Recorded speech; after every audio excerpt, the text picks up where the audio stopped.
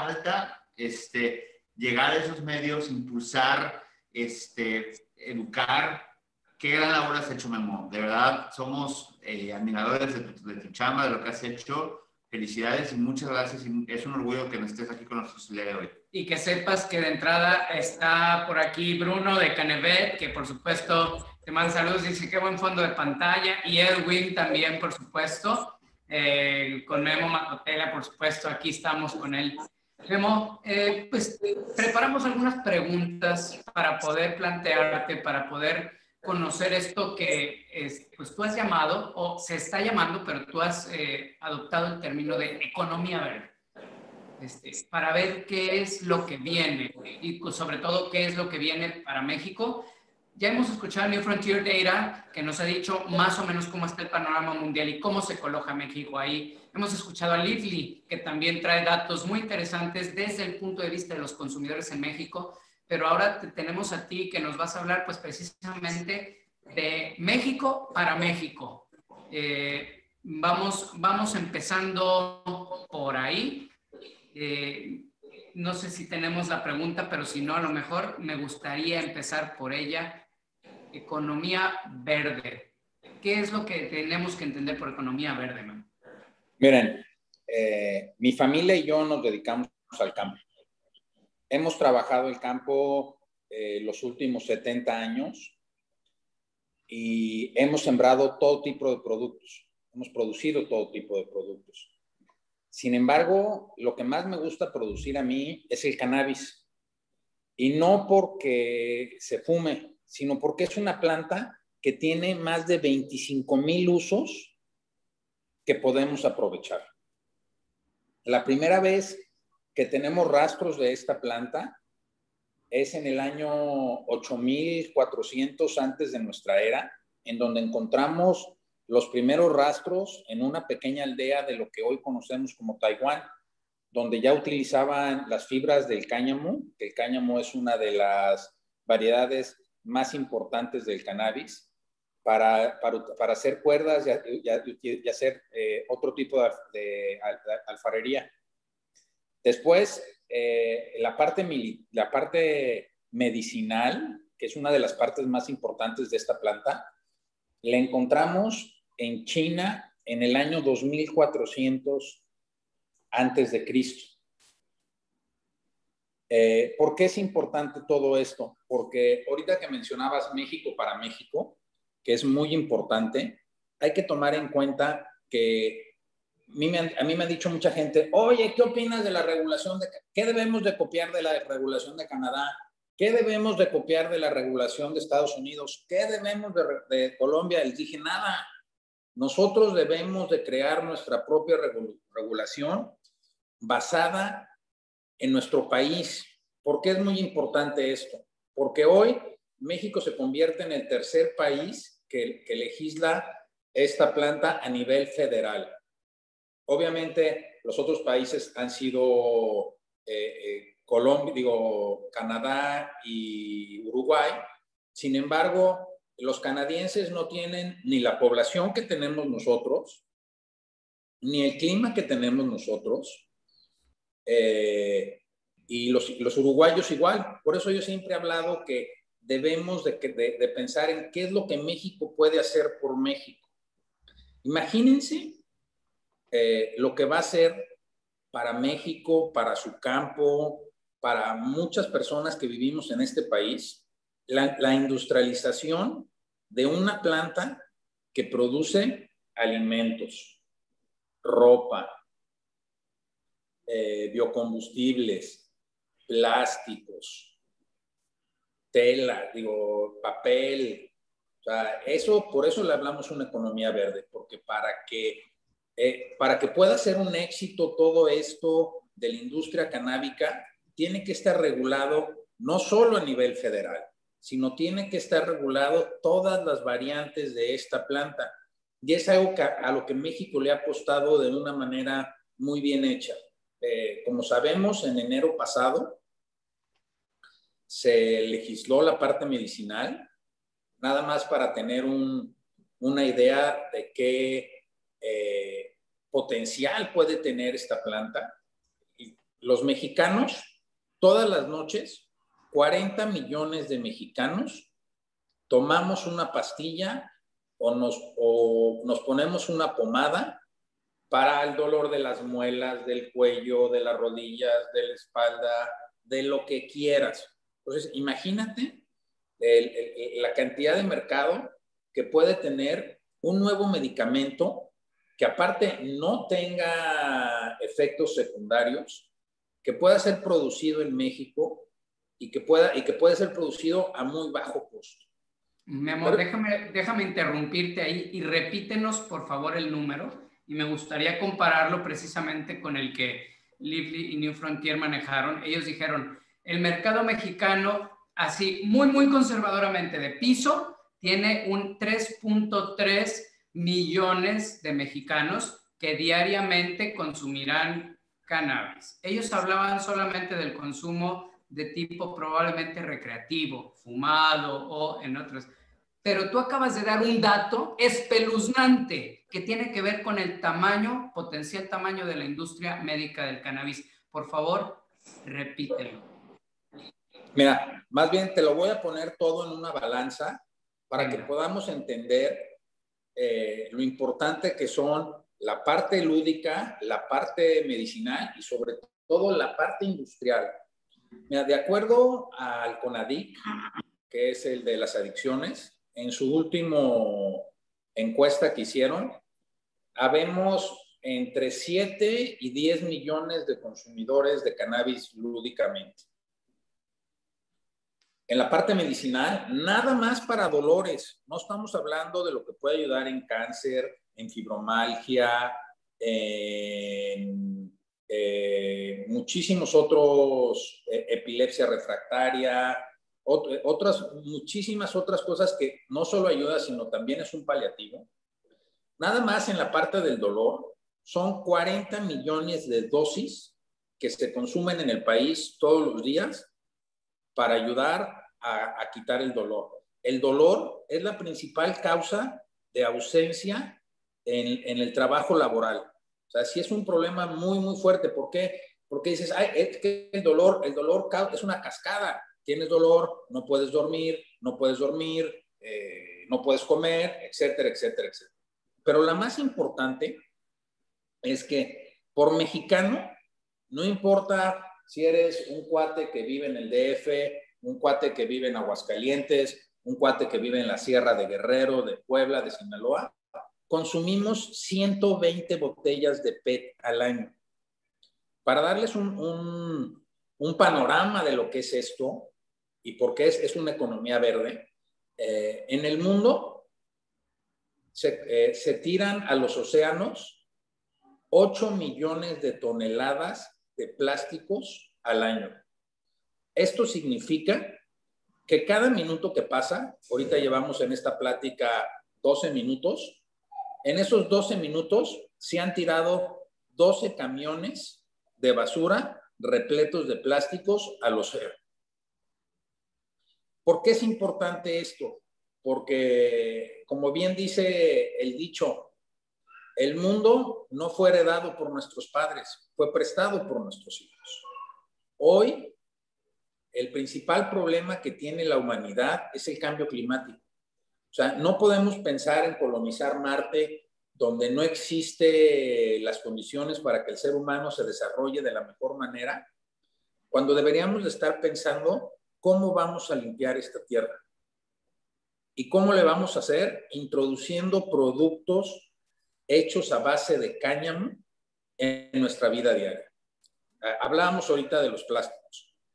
El plástico es un gran innovador en su época, pero que no nos dimos cuenta que lo que nos iba a hacer es que iba a durar con nosotros toda la vida. Iba a llenar los botes, los basureros, iba a llenar los océanos. Bueno, con el hemp, con el cáñamo industrial, nosotros podemos producir plásticos hechos a base de esta planta que son biodegradables en 180 días. Eso significa que se vuelven composta y si no se los consume el sol, como están hechos a base de plástico, se lo comen los animales.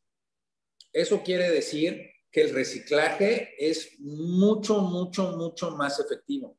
Y no solo eso, es 3.5 veces más resistente y 5 veces más ligero que el plástico hecho del petróleo.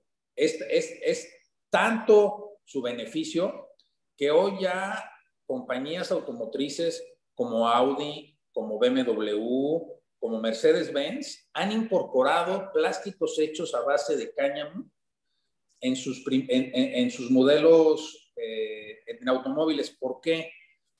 Porque el plástico, como comentábamos, es mucho más ligero que el plástico hecho a base de petroquímicos. ¿Y eso qué nos da? Pues que el auto es más ligero, por lo tanto, consume menos gasolina y contamina menos. Pero esto no es algo nuevo. El primer coche que fue hecho por Henry Ford fue hecho con bioplásticos, con su gran mayoría el cáñamo y sobre todo el combustible que usó ese auto que hizo Henry Ford fue hecho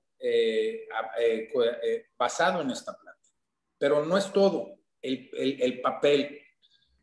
El ser humano consume 420 millones de toneladas de papel al año.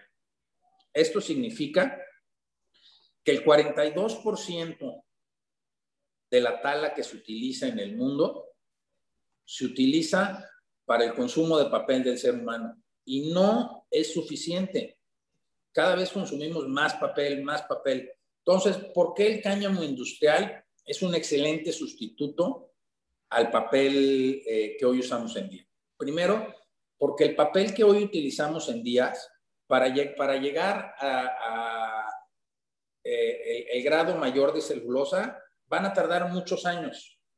Pueden tardar 10, 15, 20, 30 años de acuerdo a la madera que estés ocupando. Sin embargo, con esta planta, en 120 días podemos tener una planta que tiene hasta el 85% de celulosa en sus fibras. Esto multiplicado por 3 veces al año, porque nuestro clima es un clima perfecto para la agricultura, pues en 10 años que tarda un árbol, pues nosotros vamos a poder producir 30 veces lo que va a tardar esa planta. Memo, estamos completamente de acuerdo con eso y justamente derivado de la primera pregunta, viene la segunda. ¿Cuáles son los retos y ventajas más importantes que tiene México dentro de esta economía verde? Miren, la gran ventaja que tiene México es lo que a mí me gusta llamar las 3 Ws, que es weather, water and workers. Esas 3 Ws son lo que nos dan una competitividad enorme contra el resto de Norteamérica. Déjenme darles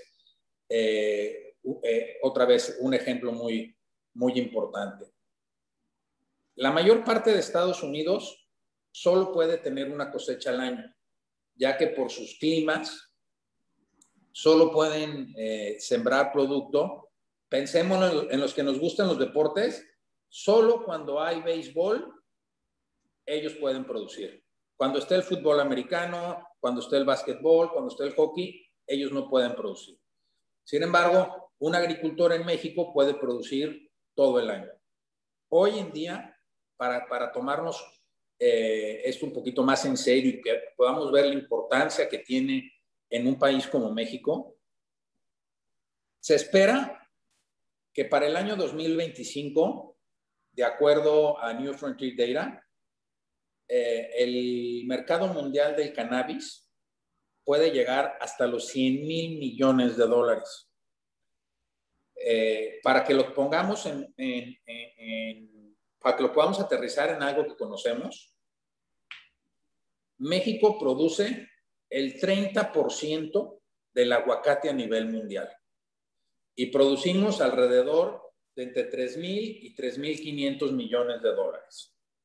Si nosotros pudiéramos agarrar, tomar, satisfacer el 10% del mercado que se va a abrir para el año 2025, estamos hablando que va a ser 3 veces más grande a lo que importamos, a lo que exportamos de aguacate.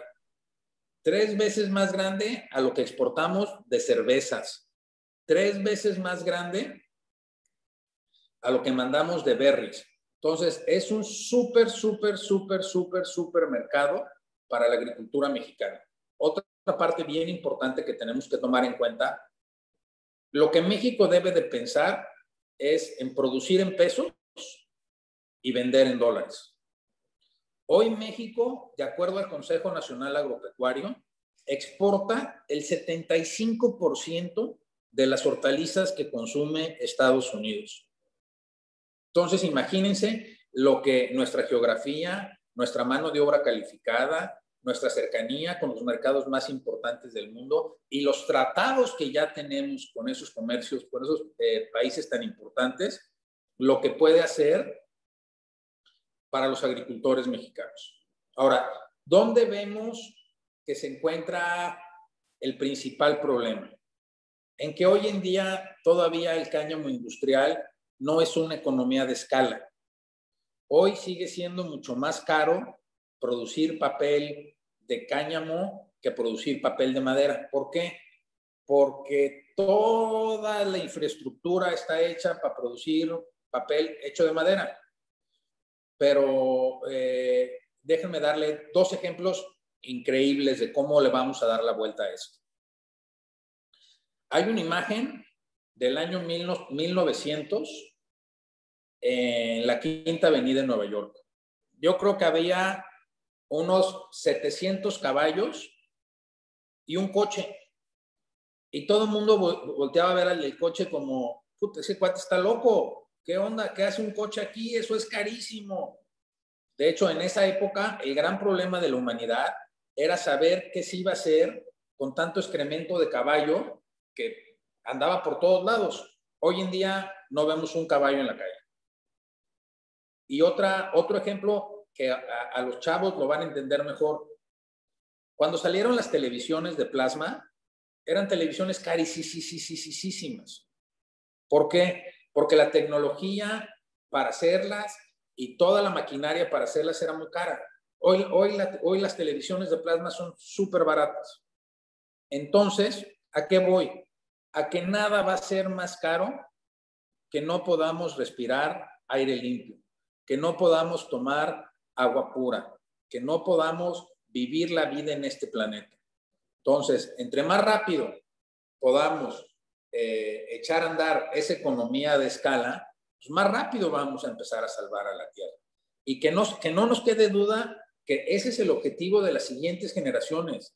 Si lo quieren ver como objetivo, como económico, todo debe de estar enfocado a salvar al planeta. Y hoy esta planta, te digo, podemos hacer plásticos, podemos hacer papel, podemos hacer telas. Fíjense, el de las telas es algo increíble. Hoy, el cultivo del algodón corresponde al 2.4% de la tierra sembrada en el mundo. Sin embargo, ese 2.4% de tierra que utilizan para el algodón utiliza el 6% de los pesticidas y el 16% de los insecticidas y agroquímicos a nivel mundial. Es el principal contaminador del medio ambiente. ¿Por qué? Principalmente porque mata a las abejas. Sin embargo, cuando nosotros utilizamos telas hechas a base de cáñamo industrial, no utilizan pesticidas, y cuando tú vas a producir 1 kilo de tela hecha a base de cáñamo, te ocupa entre 100 y 500 litros de agua. Producir 1 kilo de algodón te toma 10,000 litros de agua. Entonces, eso es una cosa más por la cual debemos de estar pensando en cómo vamos a incluir estos productos en nuestra vida diaria.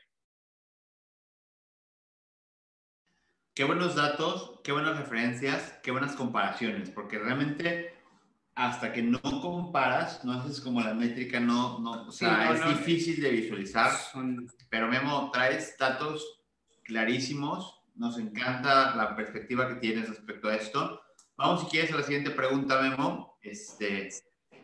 ¿Cuál es el camino a seguir para que el empresario mexicano en esta industria, o sea, para que se terminen de integrar? Tú sabes que este tema, Memo, yo creo que si alguien conoce del tabú, del estigma, de la ignorancia que existe, porque no hay otra palabra, perdón, es ignorancia. ¿Cómo vamos a combatir eso, Memo? ¿Cómo le vamos a hacer para poder salir de ese bache de ignorancia, de ese bache de tabús, de esa presión social?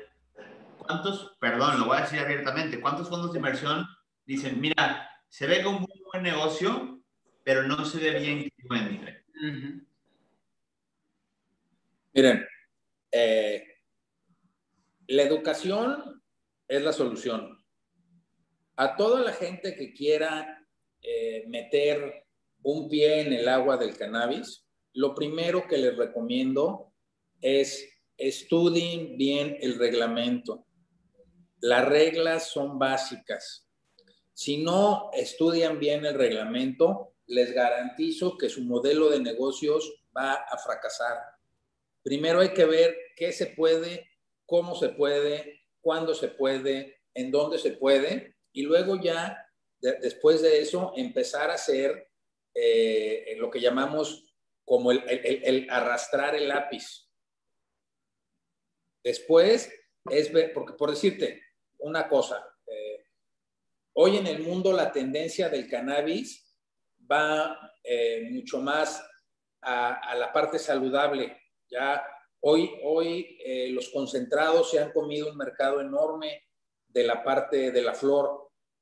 Bueno, en México, hoy como viene la ley, no están permitidos los concentrados, no están permitidos los vaporizadores.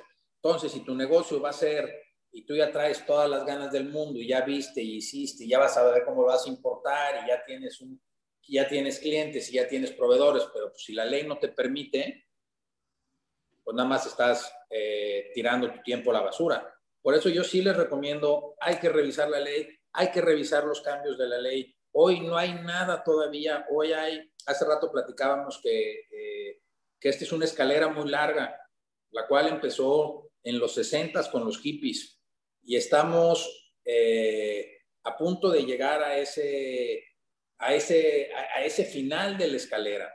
Pero la parte importante es, hay que ir viendo cada paso de la escalera cómo se van transformando las leyes y cómo nos vamos a nosotros adaptar a ellas. No hay que esperar a que las leyes se adapten a nosotros. Hay que buscar que nuestro modelo de negocios esté 100% adaptado a las reglas. Totalmente. O sea, el marco jurídico es básico y me voy a adelantar. Ahí va. ¿Qué responsabilidad tenemos los que sabemos de combatir la industria gris que va a empezar a comenzar a aparecer? Que si bien es cierto está plagado de buenas intenciones, necesitamos poner un alto a eso, porque va a afectar el crecimiento, va a hacer que este pobre arbolito crezca torcido. Necesitamos nosotros como consumidores, como usuarios, poner un freno y educar y formar parte de una industria que crezca de una forma diferente a lo que ha crecido generalmente en nuestro país. Creo que... Así es, hay que convertirnos en un consumidor responsable. Eso es lo más importante. El consumidor responsable sabe lo que está fumando. Quiere saber que no tenga metales pesados, que no tenga pesticidas, que no tenga hongos, que al rato, porque al rato puede ser una navaja de dos filos. Hay casos comprobados en gente que tiene cáncer y le dicen, ay, tómate estas gotitas, y las gotitas traían metales pesados o traían hongos, y la persona que tiene cáncer, en lugar de que sea un paliativo para que se sienta mejor, acaba metiéndolo en más problemas. Por eso es bien importante ser un consumidor responsable, y lo principal es la salud personal. Fíjate, estuvo ayer Margarita Garfias aquí con nosotros, y aun cuando ella tiene este amparo y está obligando a un juez federal al IMSS a que le compre los medicamentos y se los suministre, y uno pensaría, hombre, es el IMSS, va a seguir todo el tema de trazabilidad, comprar un producto confiable y demás. Ella tuvo que negarse a dárselo a su hijo Carlos, precisamente por esto que tú comentas. Aun viniendo del IMSS, aun viniendo en orden de un juez federal, yo no le voy a dar a mi hijo algo que el IMSS mismo no me puede acreditar que cumple con los estándares mínimos de calidad para la industria. Y de pronto tú nos estás diciendo, hay que ser consumidores responsables, aun cuando la necesidad médica nos pudiera orillar o empujar a acudir a todos estos mercados que cuando menos son irregulares, son grises, cuando más podrían ser totalmente y es que mercado negro. voy a un tema importante. Si bien es cierto, la entrada en vigor de la ley y la actual publicación del reglamento va a hacer que se normalice, que se socialice. Sin embargo, México es un país de tianguis, México es un país de comercio informal, pero no podemos dejar que ese comercio informal, ¿por qué? Porque el comercio formal normalmente, naturalmente es más caro y va a estar seguramente reglamentado y seguramente va a tener un IEPS, seguramente, pero es la única forma de que podamos impulsar la industria formal mexicana, que le demos ese brazo, ese apoyo que requerimos para poder salir adelante, porque lamentablemente lo que está hoy en día, que viene de Estados Unidos, que se jacta, tristemente es producto que no cumplió con los mínimos estándares de calidad en Estados Unidos, que se pasó en cajuelas por coches o camionetas, y que termina vendiéndose en México como CBD de calidad, cuando realmente es un producto lleno de hongos, de metales y de cosas que no funcionan. La gente sin información consume estos productos sin saber si eso no es apto para ellos, sin saber si está o no está contrapuesto con otros medicamentos. Es decir, por favor, eduquemos. Yo sé que a lo mejor parecemos evangelistas, pero la intención es, necesitamos poder llegar más allá, Memo, y creo que lo que haces es una labor impresionante. Muchas gracias. Y es algo a lo que los mexicanos estamos acostumbrados. Cuando compramos cualquier fruta o cualquier verdura, llegamos a desinfectarla en nuestra casa. Entonces, ¿por qué si lo hacemos con las frutas y verduras, pues lo tenemos que hacer también con lo que cualquier cosa que le vayamos a meter a nuestro cuerpo? Vamos con la siguiente pregunta. Memo, ¿qué es la NICAN? Cuéntanos un poco más de este esfuerzo que tienes. Mira, la NICAN es la primera organización que se formó en México de su tipo, donde agrupamos a muchos empresarios, no necesariamente del ramo, sino empresarios que ven una oportunidad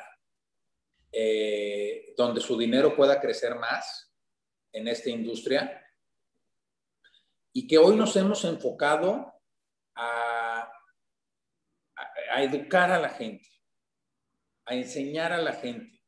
O sea, hoy nuestro objetivo principal es el crear el contenido para que la gente que va a tomar las decisiones pueda tomar las decisiones más adecuadas, ya sean senadores, diputados, medios de comunicación, empresarios, jóvenes, todo eso. Ahorita lo importante es que la gente sepa qué es el cannabis, cuáles son sus diferentes áreas de cannabis, cuáles son sus áreas de oportunidad, cuáles son sus áreas de riesgo, en qué grados vamos en México, y eso es a lo que se ha dedicado hoy la NICAN. Hoy somos, como mencionaron, gracias, somos pues, la punta de lanza de estas organizaciones hoy en México, sobre todo más enfocada a la parte medicinal y a la parte industrial, que es donde sentimos nosotros que hay una mayor oportunidad para el campo mexicano. Vamos a la siguiente pregunta, por favor.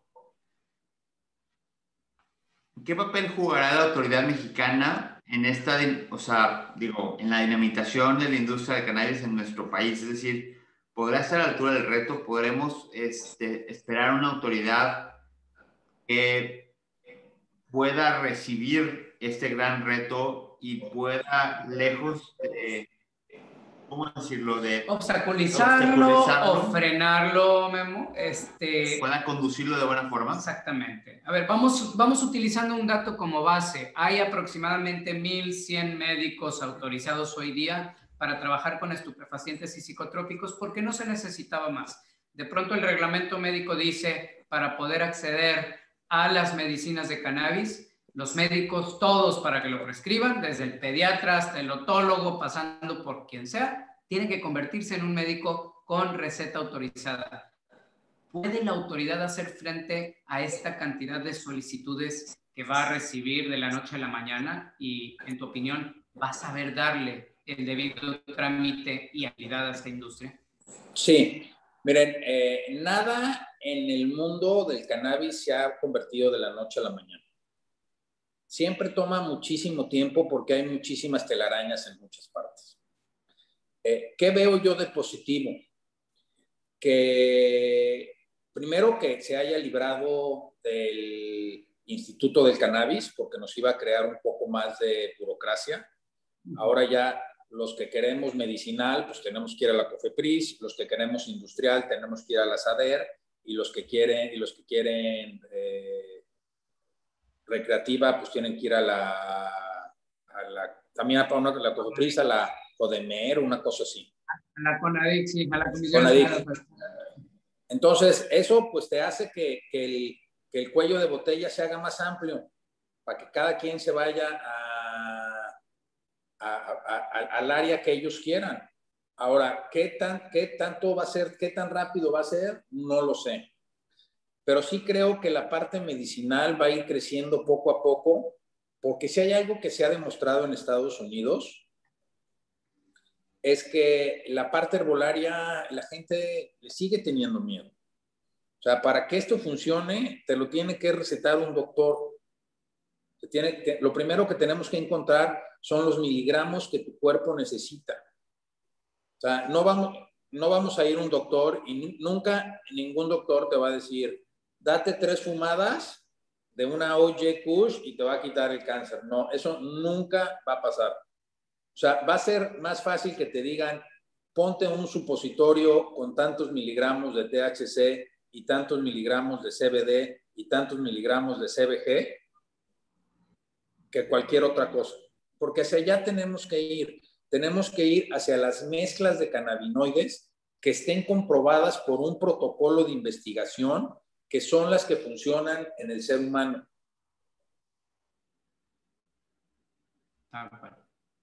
Tal cual. Y de algún modo también es el camino que hemos visto plasmado en el reglamento médico. Oye, vamos a la siguiente pregunta, si me permiten, por favor. Sí. Perdón. Perfecto. Tenemos 9 minutos. Me encantó. Vamos a la primera página donde está la presentación. Memo, tenemos 9 minutos para poder aprovecharte y hacer preguntas mucho más abiertas, inclusive tomarlas directamente del público. Y aquí la primera sería, en tu opinión, ahora sí que eres el referente en la industria, vuelvo a donde empezamos, de México para México, no viene alguien de fuera a decirnos, bueno, México podrá abrirse por aquí o por acá, de México para México. ¿Cómo ves el camino en el corto y el mediano plazo? ¿Cuál será la primera parte de la industria del cannabis que se abrirá para México hoy que ya tenemos un reglamento médico y un camino a seguir? Y próximamente con la ley federal para la regulación del cannabis. Miren, lo primero y lo más importante que hoy necesitamos para crear una industria es una semilla. Si tenemos una buena semilla de calidad, vamos a tener buenos productos de calidad. Si no tenemos buena semilla de calidad, pues no vamos a obtener los rendimientos necesarios que se requieren. Por lo tanto, hoy el mercado más importante en México debe de ser encontrar la semilla adecuada para el producto adecuado que queremos tener. Sin semilla no hay nada. Y traerlas de otros países, pues va a ser difícil porque se tienen que aclimatar a nuestros suelos. Hay que ver cómo va a funcionar el SNICS y la SADER, pero ahorita lo más importante es la importación de semillas. Ahí está, Aldo, justo la pregunta que estabas haciendo, que si se va a dejar la importación de genéticas en México, te acaba de dar la respuesta. Primer paso, en general, importación de semillas, porque además es el paso lógico. Importación, generación, estudio, análisis, tiene que haber una conciencia. Hoy lo hemos visto en varias ocasiones, la importancia de la genética. Ponían el ejemplo hace rato del aguacate Hass, cómo un esfuerzo bien indicado, una buena inversión sin una buena genética es dinero tirado completamente a la basura. Son esfuerzos que no van a servir para absolutamente nada. Tenemos grandes universidades en México, tenemos grandes personas que están en esta parte de la genética. Tenemos que sacarle todo el jugo posible a este tema para que México pueda ser la potencia que estamos buscando que sea. En la agricultura todo se basa en rendimiento por hectárea. Si tú esperas tener X rendimiento a tal costo y tienes una cuarta parte, pues tu costo se va a triplicar. Y en lugar de, si tienes una mala semilla, ponle que estemos pensando que vas a cosechar 10 toneladas por hectárea y te salen 2 toneladas por hectárea, pues ya perdiste el 80% de tu producción. Tal cual. Fíjate, Memo, me encanta el comentario de José Luis y le voy a dar la vuelta. Él dice, hay productores mexicanos de semilla en México, ¿cierto? ¿Qué pasaría con ellos? Yo casi diría, José Luis, olvídate, parte de cero. En México no hay productores de semilla porque como no podemos hacer esa trazabilidad legal, hay que empezar desde cero. Más bien, la pregunta para ti, Memo, sería, ¿cómo debe empezar? Y aquí sí, la iniciativa privada, empresarios, con el campo mexicano. ¿Qué tipo de alianzas tenemos que empezar a hacer con ese sector que tú conoces muy bien y que históricamente ha sido marginado, cuando no, como bien prevé el proyecto, pues azotado por autoridades, por el crimen? O sea, ¿cuál es el camino de reconciliación, de negocios? ¿Cómo lo enfocarías tú, que además lo conoces también? El camino es un ganar-ganar. Y el ganar-ganar se va a dar cuando les podamos dar a los agricultores. Mira, para que haya un ganar-ganar en una situación agrícola, se llama agricultura por contrato. ¿Cómo funciona la agricultura por contrato? La agricultura por contrato significa que hay dos partes, la parte que siembra y la parte que acopla.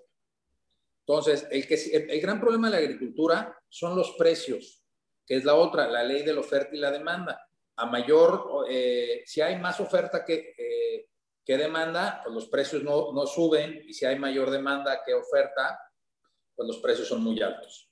Entonces, necesitamos empezar a ya tener esos precios de garantía. Entonces, cuando llega un agricultor conmigo, le digo, órale, vamos a hacer agricultura por contrato. Yo te voy a pagar cada kilo de fibra, de flor, de fruto, de lo que quieras, en X cantidad de pesos. Y yo te voy a dar la semilla, los agroquímicos y la asesoría. Y tú vas a poner la tierra, el agua y la mano de obra. Entonces, así ya vamos en un entendido en la cual hay un compromiso de ambas partes. Ya no es nada más pierde el agricultor o pierde el acopiador, ya es un ganar-ganar. ¿Por qué? Porque al que más me conviene que le vaya bien al agricultor es a mí. ¿Por qué? Porque ya le invertí en semilla. Entonces, yo tengo que estar atrás del agricultor viendo que haga las cosas de acuerdo, porque yo tengo un rendimiento esperado que tengo que cumplir con mis otros clientes. Totalmente. Y esta pregunta de Adán, Memo, me encantó, porque hace no 3 horas estuvimos en una sesión en la que pudimos ver cómo el gobierno canadiense auxiliaba al campo canadiense para efectos del cáñamo industrial. Adán te pregunta que si ves y crees que el gobierno podrá incentivar la infraestructura de procesamiento de cáñamo para poder transformar fibras en productos. Claro, de hecho, una de las propuestas de la asociación es la creación de un clúster canábico de alta tecnología y desarrollo. ¿Qué es un clúster? Un clúster es donde, se hace cuenta que queremos convertir a México en el Silicon Valley del cannabis en México.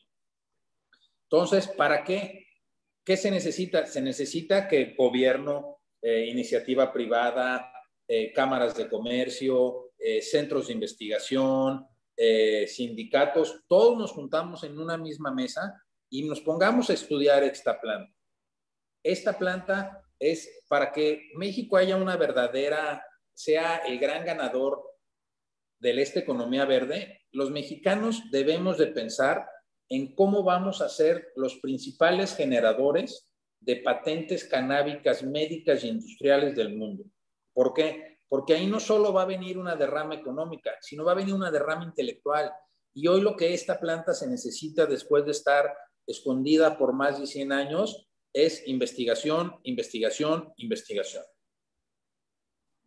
Memo, una última pregunta, porque además pocos lo han tocado y tú eres la persona para guiar, creemos, este esfuerzo cuando llegue el momento.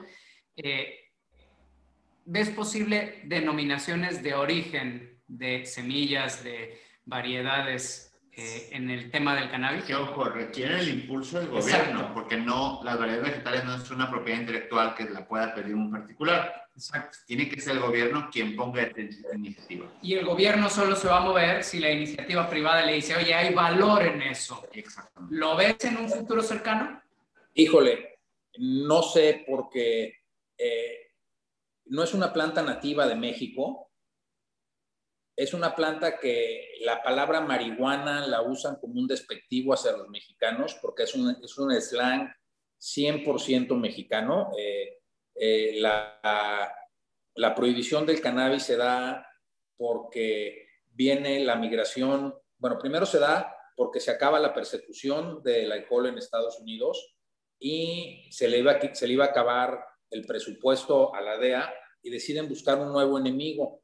Y en esa época se da la tormenta perfecta porque debido a la Revolución Mexicana, muchos mexicanos salen a buscar una nueva oportunidad de vida en Estados Unidos. Y no hay nada más revolucionario que la marihuana, ¿eh? Más, ¿qué le faltaba a la cucaracha? Marihuana que fumar. O sea, esos eran los cánticos de la Revolución Mexicana. Entonces, de ahí adoptan la palabra los gringos, pero la adoptan como un negativo hacia la planta, como un despectivo. En ninguna parte del vocablo canábico, la palabra marihuana es una palabra real. De acuerdo. Muy bien, pues damas, caballeros, Guillermo Nieto, presidente de ANICAN. Un orgullo, qué gusto. La verdad es que este summit no hubiera estado completo sin personalidades de esta altura. La verdad es que hemos tenido grandes. Margarita estaba por aquí, también muy contentos. Memo, gracias por recibir nuestra invitación, por aceptarla, por ser tan proactivo. Y bueno, pues habrá muchas más pláticas. Estoy seguro que esta plática no será la última que tendremos. Gracias por estar aquí. Memo, antes de que nos vayamos y de que nos dirijas las últimas palabras, nos preguntan dónde te pueden contactar. ¿Redes sociales? ¿Algún email? En nuestras redes sociales, que es ANICAN, con doble N al final, y en nuestra página web es www.anican.org. Y ahí van a encontrar muchísima información que publicamos todas las semanas de todo tipo. De hecho, quiero mandarle otro saludo a Bruno. Bruno nos hace favor de escribir con nosotros en la página de ANICAN un artículo sobre el cannabis y los animales.